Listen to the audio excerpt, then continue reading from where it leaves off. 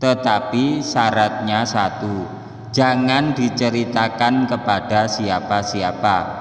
Kalau kamu menceritakan keponakanmu yang sembuh, dirimu yang mati.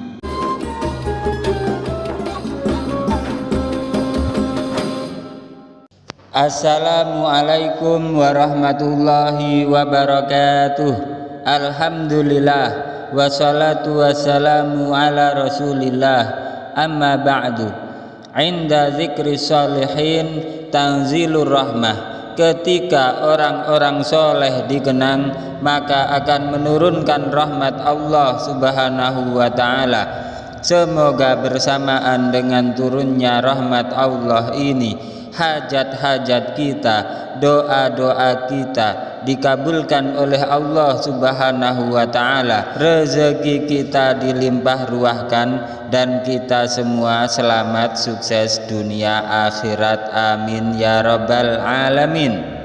Jamaah channel cerita pesantren yang dirahmati Allah, Kiai Haji Hamim Thohari Jazuli atau yang akrab dipanggil Gusmi merupakan pendiri amalan zikir jamaah mujahadah lailiyah, zikrul ghafilin, dan semaan Al-Quran Jantiko Mantab. Gusmi adalah putra dari Kiai Haji Ahmad Jazuli Usman, pengasuh pondok pesantren Al-Falah, Ploso Mojo, Kediri, Jawa Timur. Di kalangan santri, beliau terkenal sebagai seorang wali kekasih Allah yang semasa hidup beliau menghabiskan sebagian besar waktunya di luar pesantren untuk berdakwah mensyiarkan agama Islam.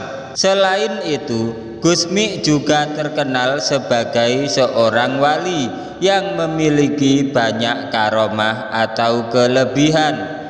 Kelebihan-kelebihan yang dimiliki Gusmi kerap kali tidak dapat dinalar oleh kebanyakan orang.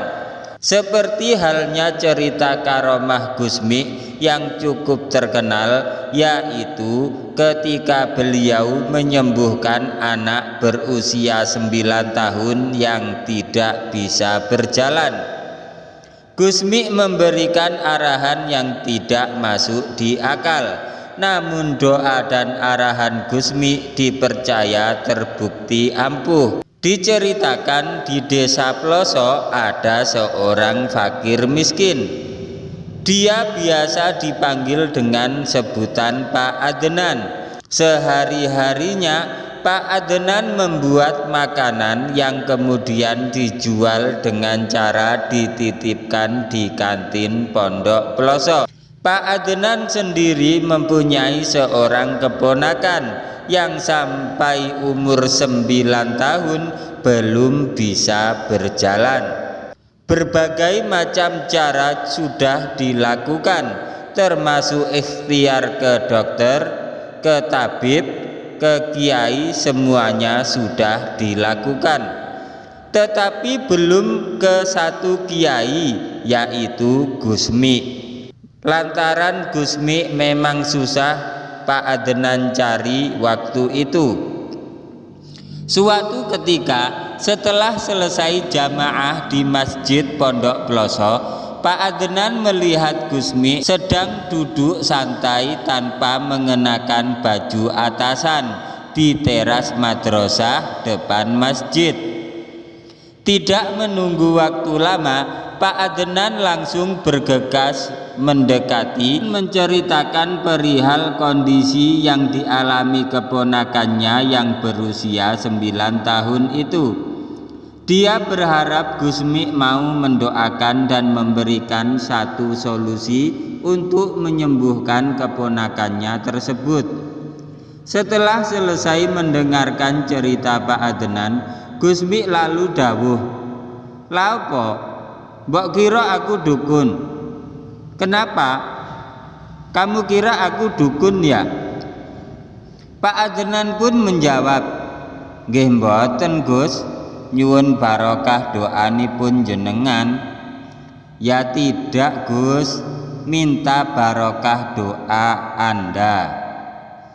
Gusmi pun diam sebentar lalu dawuh, ya wis, aku gelem njalukne nyang pangeran tombo ponakanmu, tapi syarate siji, aja mbok critakne sapa-sapa. Lek mbok critakne ponakanmu waras, awakmu sing mati. Kecuali aku wis mati, gak apa-apa mbok critakne. Ya sudah, aku mau memintakan kepada Allah obat keponakanmu, tetapi syaratnya satu, jangan diceritakan kepada siapa-siapa. Kalau kamu menceritakan keponakanmu yang sembuh, dirimu yang mati. Kecuali aku sudah mati, tidak apa-apa kamu ceritakan. Dawuh kata Gusmi kepada Pak Adenan. Pak Adenan menjawab, injih Gus, iya Gus. Gusmi kemudian memberikan arahan, saiki mulya, goleka semut sing rupane ireng, terus dulangno nyang keponakanmu. Sekarang cepatlah kamu pulang, carilah semut yang berwarna hitam, lalu suapkan kepada keponakanmu. Dengan mantap Pak Adenan pulang dan mencari semut hitam. Setelah dia menemukannya, semut hitam tersebut disuapkan ke keponakannya yang masih berbaring di atas kasur saja. Setelah menyuapi, Pak Adenan kemudian keluar. 1 jam kemudian dia kembali ke kamar. Ternyata keponakannya tidak ada di atas kasurnya. Pak Adenan pun mencari-cari. Ternyata keponakannya ada di dekat sumur sedang menimba air. Pak Adenan pun langsung menangis syukur atas kesembuhan si keponakan. Tetapi Pak Adenan tidak berani menceritakan apa yang sebenarnya dia perbuat. Sebab kalau bercerita, dia yang mati, sebagaimana wasiat Gusmi.